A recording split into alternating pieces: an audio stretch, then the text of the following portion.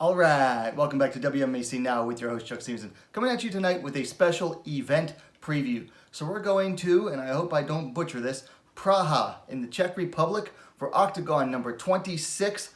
They're coming at you this Saturday, July 24th, with 4 ladies fights out of their 12 scheduled bouts. They have a Strawweight bout, a Flyweight bout, and 2 Bantamweight bouts scheduled, and the main ladies bout in the Bantamweight division is between 2 UFC veterans, and you should recognize both of the names. So very excited for this one. This might be the best event that Oktagon has put on yet for the ladies. And, you know, I've reviewed some of their fights before and covered their events, and they're doing, I believe, a good job over there in Eastern Europe for the ladies. So let's get started in the fights. First up, we're going to the Strawweight division. Magdalena Šormová taking on Chiara Penco. The Czech Šormová coming in at 10-3. Beastie Barbie Penco from Italy coming in at 5-2. Now, as far as their recent bouts, they're kind of opposite. Šormová's coming off a loss to Evelina Wozniak 6 months ago, preceded by 2 wins. Penco is coming off of a win 9 months ago in Bellator, preceded by 2 losses. Šormová is the elder fighter, 32-25 for Penco. Šormová will have 1 inch of height on Penco, 5'5", 165 centimeters to Penco's 5'4", 163 centimeters. No reach listed for Penco. Šormová is listed at 64 inches, 163 centimeters. So here you have a 1-time Invicta vet taking on a 2-time Bellator vet here. Šormová having fought in Invicta, picking up a win over Kay Hansen. Penco having fought twice for Bellator in their Euro series. This one's a bit of a classic striker versus grappler battle. Šormová is very ground focused, very top heavy on the ground. I thought she did a very good job of controlling the ground game against Kay Hansen. Penco, a bit more of a striker, like I said. I don't see too much of her on the ground, although she does have some submission wins. But most of her fights I've seen, she primarily stayed on the feet. And her last win was actually by TKO due to ground and pound. So, guess she's more well-rounded than I'd like to give her credit for. But I think this one should be a good one. I mean, obviously, Šormová has way more experience, but, you know, both of them have, you know, mixed results in their careers. From what I understand, Penco is actually still signed to Bellator, but they are letting her take fights outside the promotion, which is a little weird because she's a strawweight, and they don't particularly have a strawweight division. I'm gonna pick Šormová to win this one. Penco, from what I've seen, has serious gas tank issues. Her endurance just is not up there the way that it should be. Now, a couple of her fights that I've seen where she gassed out hard were at, like, say, when she lost to Karolina Wojcik. That was at elevation. But she's kind of big for strawweight. She just has like some good size on her. And so she tends to gas out in her fights. Whereas Šormová, she's a grinder, and that's going to really wear down on that cardio of Chiara Penco. So I'm going with Magdalena Šormová to win this one. So for the next bout, we move to the Flyweight division. Tereza Bleda taking on Edna Oliveira. Bleda, the Czech, coming in at 3-0, undefeated, taking on the Brazilian Oliveira, who's coming in at 10-7-1, so big experience factor for Oliveira. Bleda most recently fought just over 2 months ago, picking up a decision over Caroline Martins. Oliveira last fought 8 months ago. Looks like she fought in Russia, defeating Lilia Kazak via split decision. So there's no age listed on Tapology for Bleda, but I can tell you that she is 19 years old, so she's the younger fighter by 11 years to Oliveira's 30. Bleda is going to be much taller here, 5'9", 175 centimeters to 5 feet 4 inch, 163 centimeters for Oliveira. No reach listed for either fighter. So Bleda, she has an interesting career already. I mean, she has yet to face someone who has the same experience level as her. She made her debut against a 3-0 fighter. Next fight was against someone with 5 fights on her record, and then she just beat Caroline Martins, who's already a 10-fight veteran. Oktagon is having a hard time finding matches for this young lady, and she's had to bounce back between Bantamweight and Flyweight in order to get fights. Bleda looks, by all accounts, to be a legit prospect.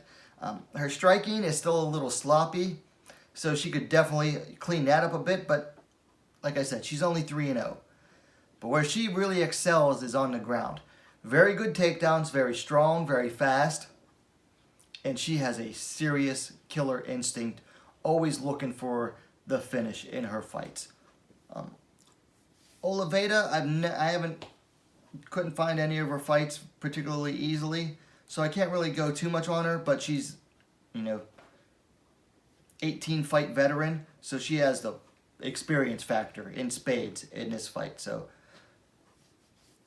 if Bleda gets past Oliveira here, and I think she will, I think she's going to have to, start looking internationally for fights. I mean, Oktagon has done their best to find fights for her, but I mean, if she keeps beating these fighters with this much experience at a young age with so few fights herself, she's just going to have an increasingly tougher time getting fights when she does go elsewhere. Or Oktagon's going to have a hard enough time, or a harder time, getting fighters to come to the Czech Republic or Slovakia to come fight her. So I think if she gets past Oliveira, and I think she will, Bleda will probably have to start looking internationally to find fights in other promotions. I think Invicta could do some really good work for her at Flyweight, Bellator, or LFA, maybe.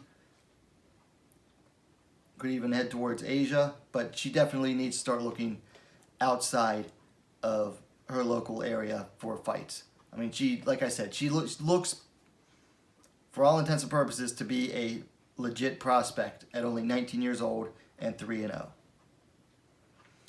Moving up to bantamweight on the main card, we have Lucia Szabova taking on Cornelia Holm. The silent killer Szabova coming in at 3-0.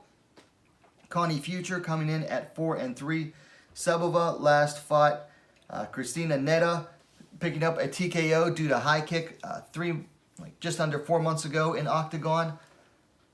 Holm coming off of a decision loss to Lucie Pudilova in Oktagon 7 months ago.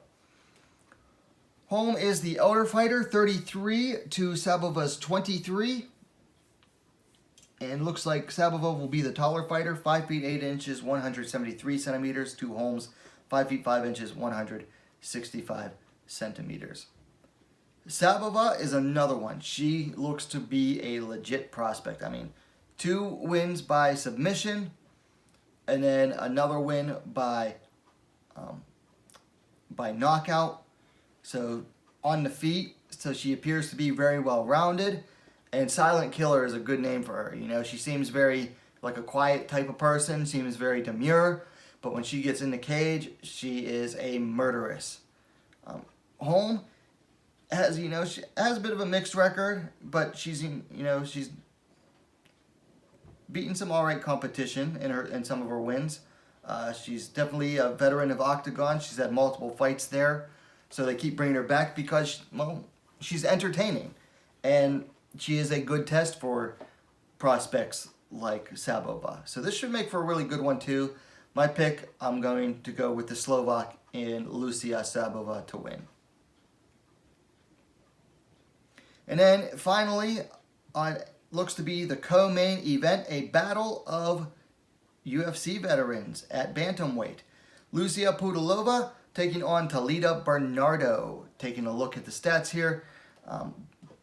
Bernardo coming in at 6-4. Pudilova coming in 11-6. Now Bernardo coming off a loss a little over 2 years ago to Viviane Araújo via knockout. Before that, had a win over Sarah Morris. Pudilova is riding 3 straight since she got released from the UFC. Picking up wins over Cornelia Holm, Marta Volacek, and then most recently against Mayu Suwatama just under 4 months ago in Oktagon.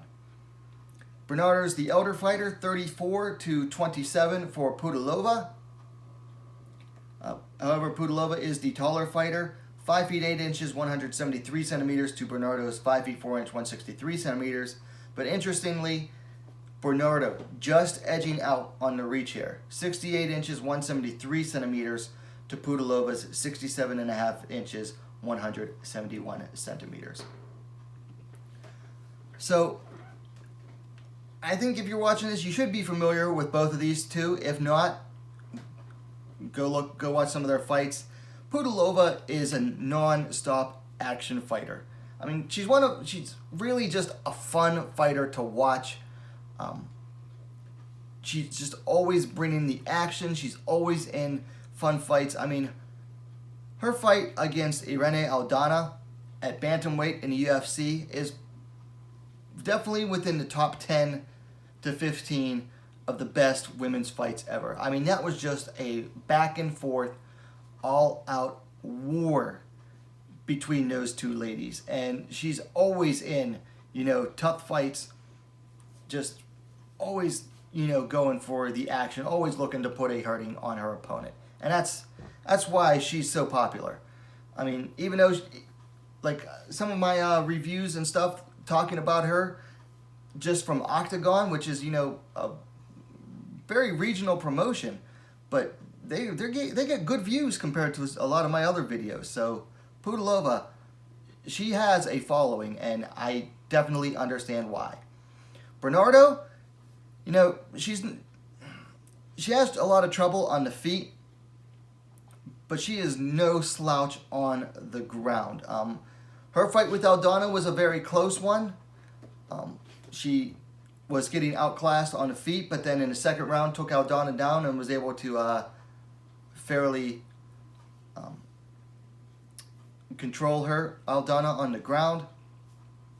So this could be a very challenging fight for Pudilova. Now, Pudilova can beat Bernardo here. She can't get sloppy. She has to stick to the game plan. And that is one of the things that is frustrating about Pudilova. She shows hints of being a technical fighter, but then she'll eventually give up on it and go back to her typical brawling style. But she has shown those hints that of a breakthrough, that she can do, be more than just a brawler. And she has to do that in this fight against Bernardo. She has to keep it clean, keep the striking clean and crisp here against Bernardo. She also has to make sure to keep her back off of the fence against Bernardo, because that is where Bernardo is going to go for the takedowns, is up against the fence. For Bernardo, she's going to want to look to take this fight to the ground. She's not going to want to stand with Pudilova, because Pudilova, even when she's, in her brawler mode, is still going to be very dangerous for her. So both fighters have their avenues to win here. It's just a matter of who's going to get it done. Bernardo, she's coming in with some ring rust, a little over 2 years since she last fought. Pudilova, she's picking up that nice win streak. And from the rumors I've heard, like I said, these are just rumors. If Pudilova gets a win here, she could get the call up back to the UFC, and I don't blame her. Beating a fellow UFC veteran, 4-fight winning streak, it'd be very justified. As for my pick, I'm going to play favorites here, and I'm going to pick Lucia Pudilova to win this one. But she's got to play this smart. She's got to keep her back off the fence, and she's got to, keep her striking tight. She can't be getting into brawls and giving Bernardo openings for the takedowns. And if she gets taken down, she's got to mind her defense, and she's got to work to get back up to her feet. But Pudilova can definitely win this one. But this is going to be a tough one for her. Just stylistically, Bernardo is going to be a tough fight for her, I believe. But it's definitely winnable for Pudilova, so that's my pick. All right, so there you have it, the preview for the ladies' fights for Oktagon 26. Now you can watch this. This is going to be on Saturday at Oktagon with a K.TV. It's around, I think it's like €9.99, which translate or corresponds to roughly $11 US. Now I know what you're thinking. You know, do I really want to spend $11 for a regional show? Trust me, Oktagon events are worth it. Very high production values, very good matchmaking. Exciting fights. Listen, skip the fast food for lunch tomorrow or the next day. Pack a lunch to work, save up that money, and get this event. It's $11. It'll be $11 well spent, particularly for these 4 ladies bouts, and especially that main one of Pudilova versus Talita Bernardo. So definitely check this out. Like I said, Oktagon.TV. That's Oktagon with a K. So let me know your thoughts on these matchups in the comments down below. Now, if you liked the video, please give it a like, share it as well, help spread the word about this event. And while you're at it, go ahead and subscribe to WMMAC Now, the most complete women's mixed martial arts dedicated platform on YouTube. Thanks for watching. We'll see you next time.